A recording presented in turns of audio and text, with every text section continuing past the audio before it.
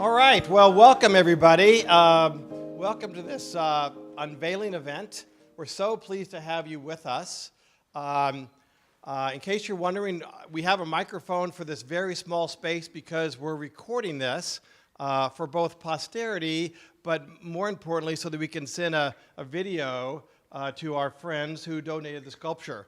Since the trip from New Zealand's a little long, we thought perhaps we could pull this together for them and send it to them so they could enjoy the evening as well. So we will speak to them as well as speaking to all of you during the course of our time here. First of all, let me introduce a few folks that have joined us for this celebration. First of all, President Perry and his wife Linda.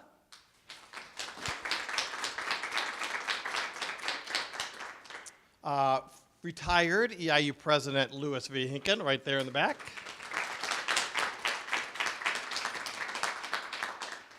Jim Johnson, retired Dean of the College of Arts and Humanities. Thank you for joining us. Bob Hillman, our retired archivist for the university, who's been a lot of help through all this. Thank you for coming. And Jeff Boshart, who stands at the bottom of the stairs. Jeff is a retired sculpture professor. He's probably admiring that beautiful sculpture in front of him there. But Jeff you'll be hearing from Jeff later and about what his contribution to this event is as well. So Jeff, thank you for being here. I appreciate that. And we have additional distinguished people we're going to introduce as we kind of go through this event. This event is the culmination of a visit from Gilbert and Annette Hawkins, who were here last September. They were here in September of 14, and a gift that they presented to the university. And what we told them, we promised them, is that we would find an appropriate way to display it, and that when we did that, we would gather important people from the campus, and we would make sure we put it in style so that you'd be able to enjoy it for a long period of time. So that's what we're doing here. Gilbert is the great-grandnephew of Mary Hawkins. Mary was the head of this building from 1910 until 1917. As was the practice in those days, the president of the university hired all the staff. Now, the staff was a lot smaller then, so he could actually do that. But President Lord, or Mr. Lord as he preferred to be called, was very persnickety about who he hired. He only hired people with tremendous backgrounds and great experience. And what he would do famously is he would interview you, typically in Chicago. He'd take you out to dinner. And when you had dinner with him, if your social graces were not perfectly aligned with the common activities of the day, you were not coming to Charleston, Illinois. That's just the way it was, because he knew the influence of the people he hired on these students that taught at his university was critical. And it's not only what you taught, but how you taught. And not only what you did, but how you did it. And Mr. Lord assembled a tremendous staff that became the institution's reputation. Now, Mary was working at the University of Chicago in their residence system.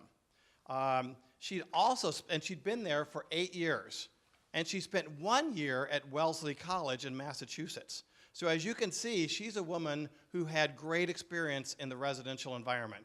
And Mr. Lord thought, I think she can do it. And she must have picked up the right fork in the right order because they actually brought her down to work here.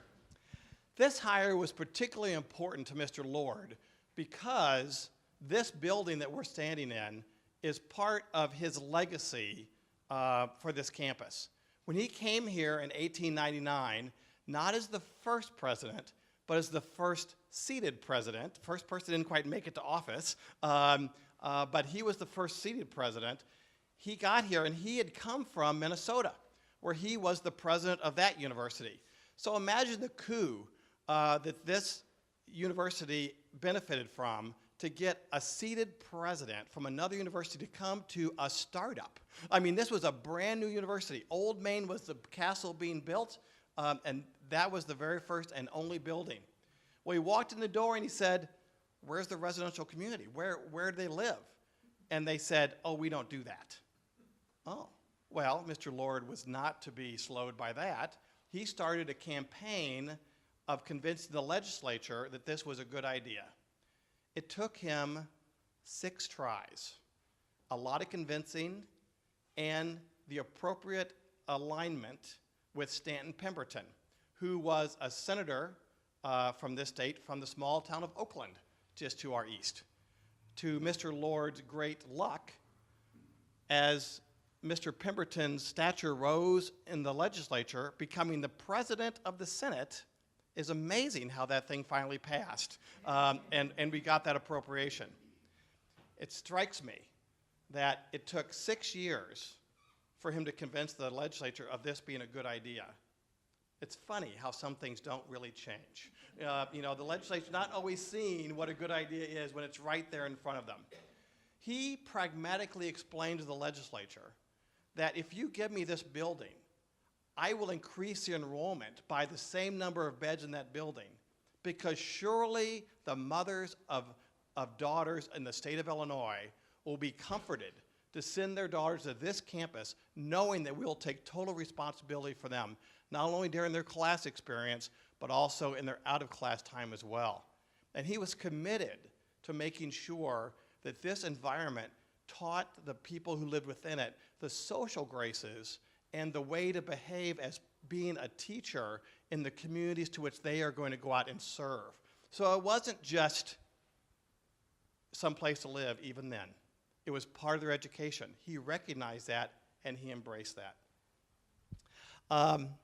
He also explained that, that this would be a trend in the state of Illinois.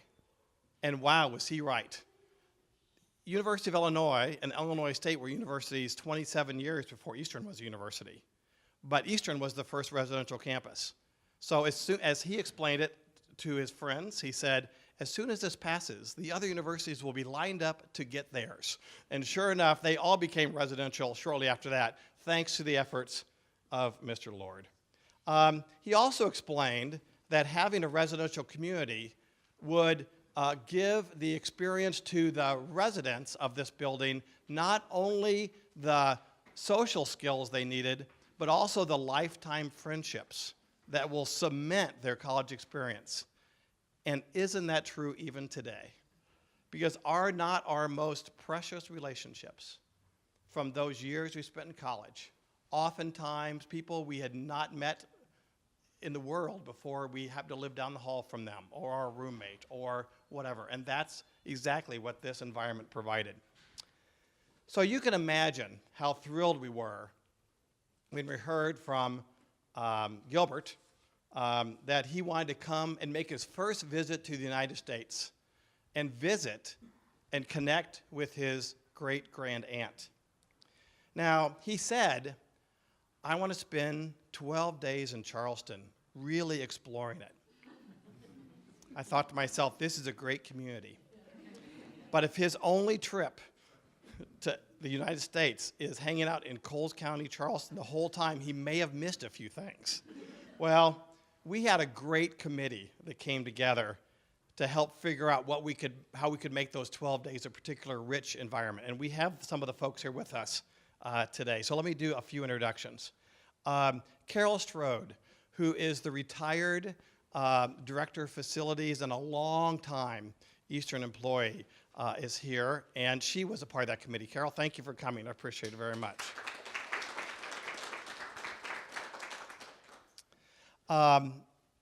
Scott Crawford, Dr. Crawford, and his wife Penny, who served as interpreters of down under language to make sure that we would do things that we think they'd enjoy, and they were very good. So thank you for coming as well.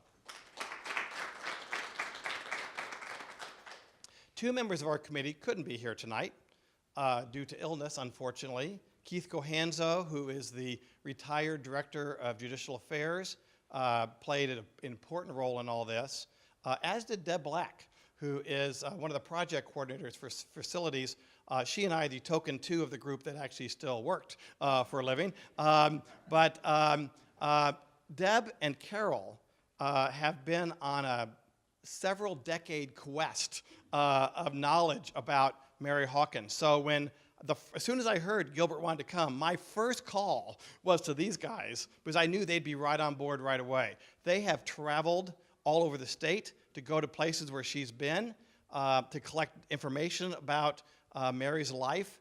And in fact, they took all that information and put it into a scrapbook that we presented to the Hawkinses so they would have a better sense of just what life was like when she was here and a little bit about her impact on our campus.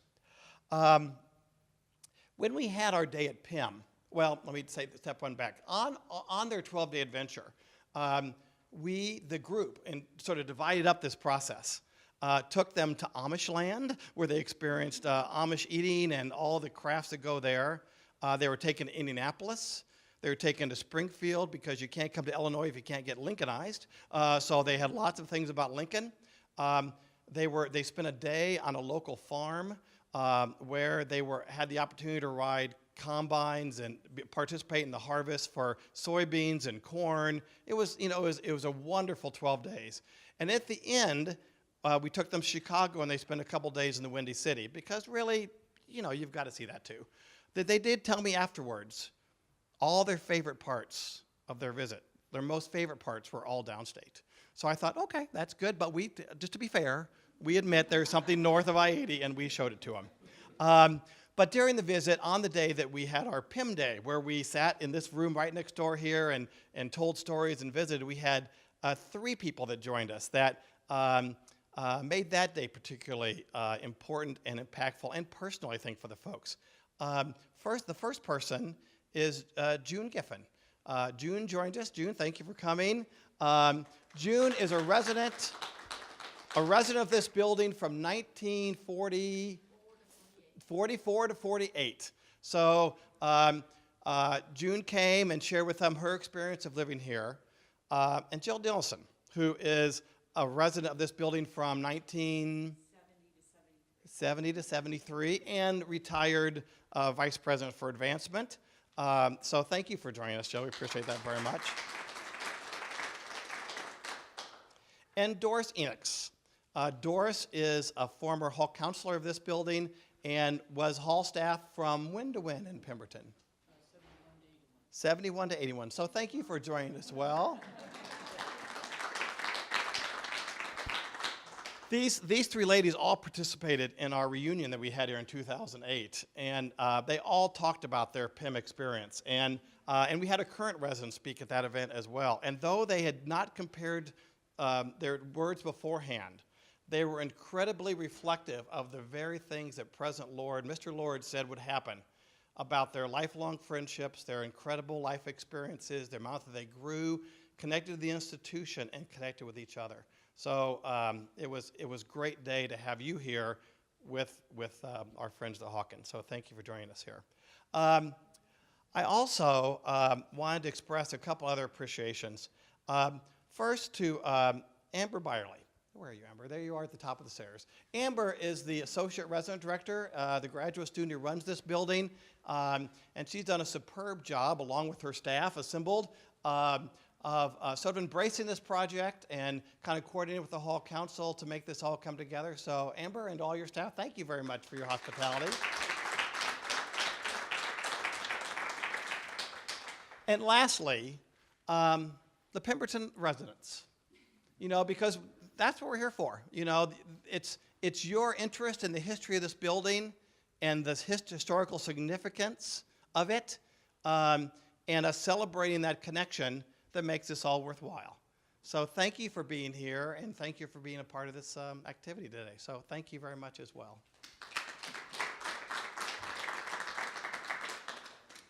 So with all of that, I'm now going to ask Dr. Perry to come forth and say a few words and take it from there. Dr. Perry. Thank you, Mark. Well, Mark, thanks for that great description of the activities that have led up to tonight. And I just want to add a couple of more things before we unveil the sculpture. I remember right here in the dining room with Gilbert and Annette and talking about Mary Hawkins and so many of the relationships that you discussed. And it was a very warm meeting. And we talked about the sculpture, and it was wood, and it's thousands of years old. It's been preserved somehow, and it's a beautiful sculpture that's been created out of this very old wood. Linda and I love art. We love all kinds of art, performance art, sculpture, painting, everything. And when it comes to sculpture, I like sculpture you can touch and feel. And so I remember asking the question, can we touch it? And they said, well, of course, we want you to. There's warmth in this wood. They would hope that over time, this sculpture, the people who lived in Pemberton and the visitors and people like us here tonight would touch and leave a little bit of our mark on it. So that as the years went by, people would see it and it would just begin to glow with all the touch, the love that everyone had left there. And maybe people will touch it for luck. You know, like luck on an exam or something like that. Maybe they'll touch it to make a wish come true. Maybe they'll touch it as they're heading to graduation for their walk across the stage. They'll touch it for memory. There'll be a lot of reasons for that, but it will be wonderful. And the great thing about Eastern is we have this love for tradition and history. And as you know, our bur oak bit the dust this last year. We tried everything we could to save it because it had been around for many, many years, over 300 years by some estimates. And we asked ourselves, well, how can we use the wood from the bur oak? And we found different uses for it.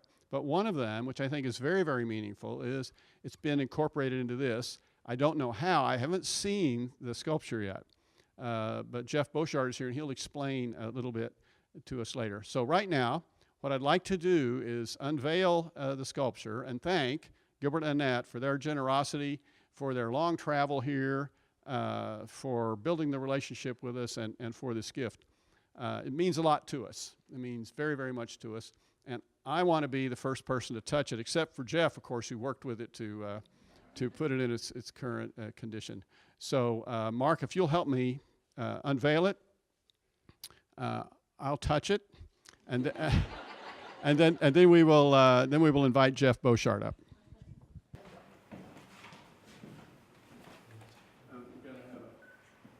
Photographers have good enough angle. Actually, let me move to the other side.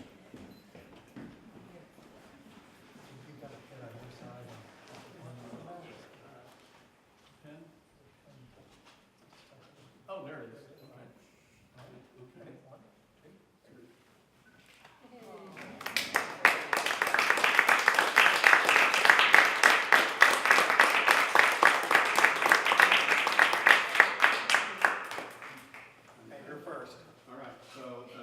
The official first touch.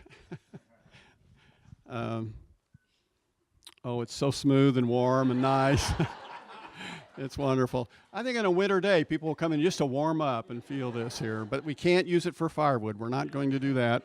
But you see, here's the plate in memory of Mary E. Hawkins, head of Pemberton Hall, 1910 to 1917. And when you come up to look at it, you'll also see there's a brief explanation here of the origin of it.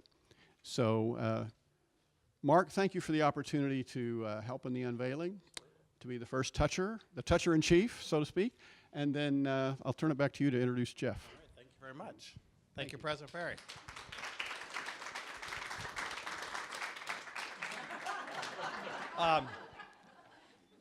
You know, these projects are a long time coming, so I'm particularly excited to touch it myself. When we did this project, Keith Cohanzo said, well, I know who we have to call. We have to call Jeff.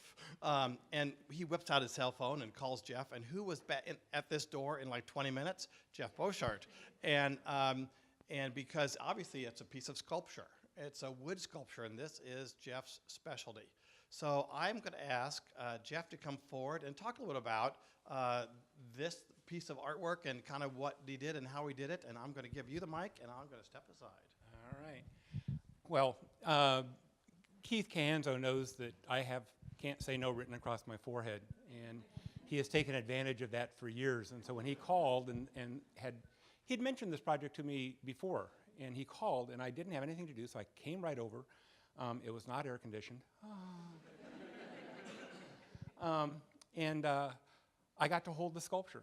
And it was sort of like we called President Perry, went over to his office, took a bunch of photographs, and it was sort of a discussion of how are we going to display this in Pem.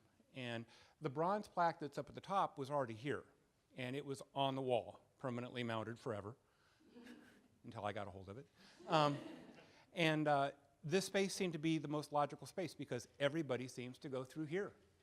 And the Gilberts, or the Hawkins, were very, very adamant that they wanted it to be able to be touched.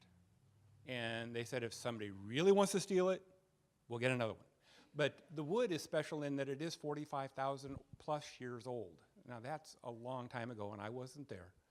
And it was one of those things where, how does it get preserved? Well, you take away all the oxygen, you bury it in clay. It was obviously some type of plant, some type of tree that grew next to water in a soil area that was devoid of oxygen.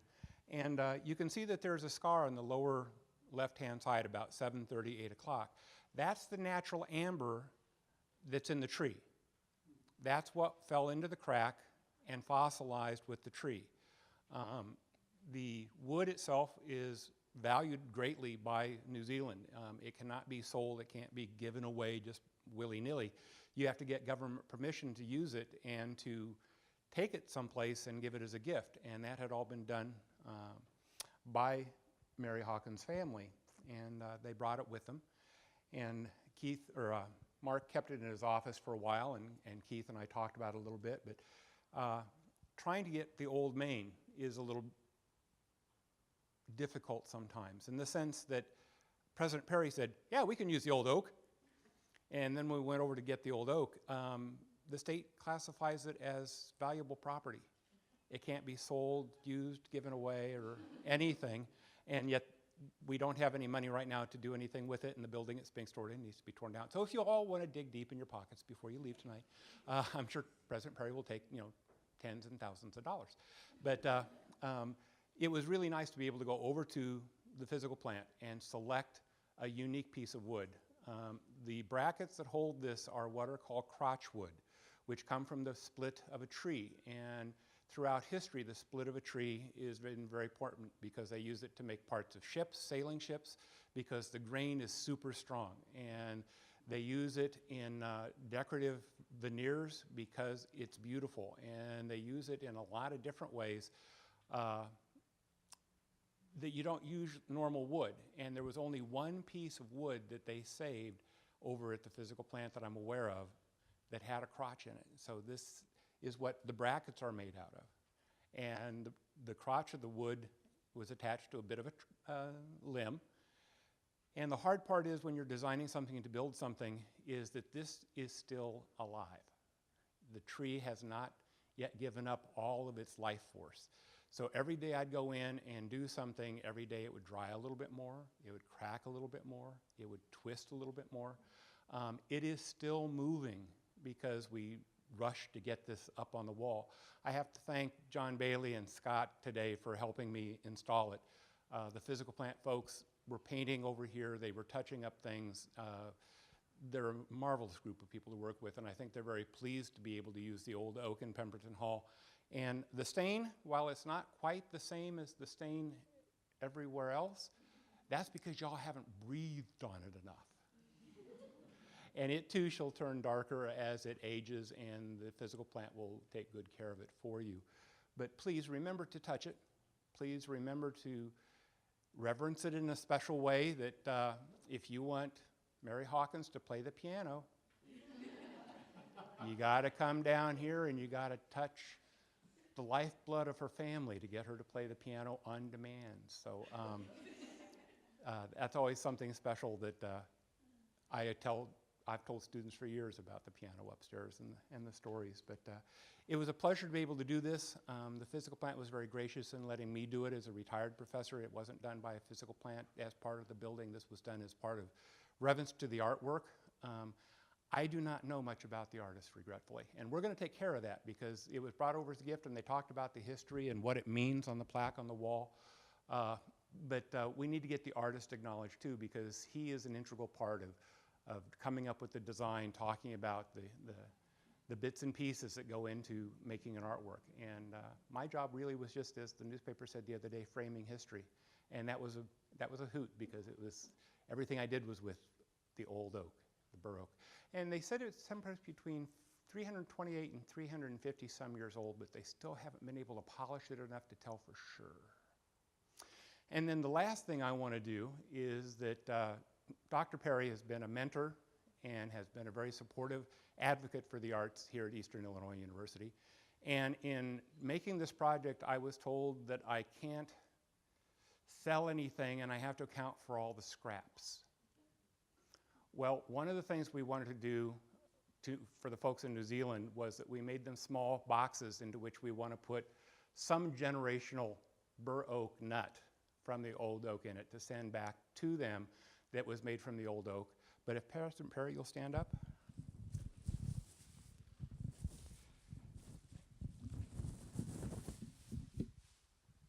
Now, folks over in the art department have been watching me do this for about the last 3 weeks. But this is made out of all of the scraps that went into the project. And it's one of those things where if you look at the front, you can see that it's aging. It's cracking. Even as we stand here, I can feel it. But I want him to have a piece of the old oak in a way. So this is my gift to President Dr. Bill Perry. Thank you, sir. Thank you, It's been a Jeff. pleasure to work with you over the years. And I hope you take this with you and don't leave it at Eastern because it's a gift from a sculptor to a friend. Linda and I will treasure this. Thank you, Jeff.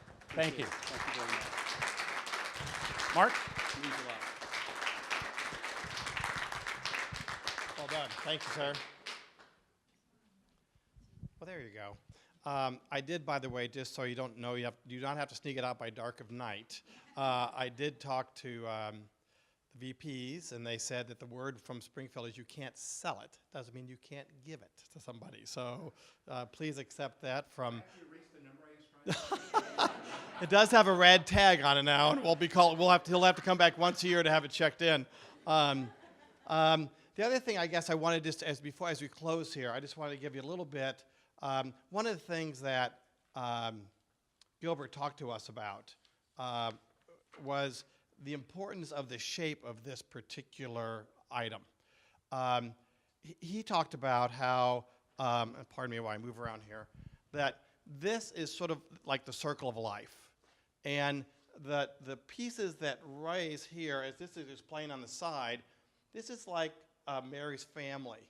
And what Mary did and how it came around influenced people. And here, Mary had some medical issues late in her life and kind of some scarring and whatever. And though her life may have ended, the things that she did influenced others and just keeps going around.